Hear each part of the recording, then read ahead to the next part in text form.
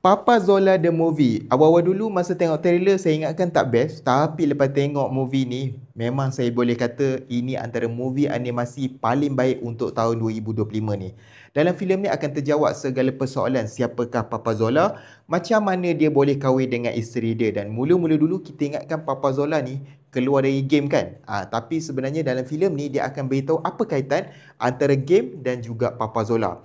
Papa Zola dalam filem ni jauh beza dengan apa yang kita tengok dalam siri-siri ataupun movie sebelum ni. Kalau dalam siri kita tahu Papa Zola adalah seorang kapten, dia bawa kapal, tapi dalam ni dia akan bagi lebih lagi daripada tu.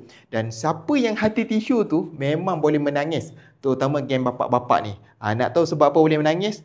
Korang kena tengok cerita ni, korang akan tahulah kenapa boleh menangis tu. Dan dalam filem ni juga kita akan tengok macam mana dibawa kembali pengalaman kita waktu zaman dulu, game-game dulu macam Street Fighter, Super Mario dan banyak lagi lah.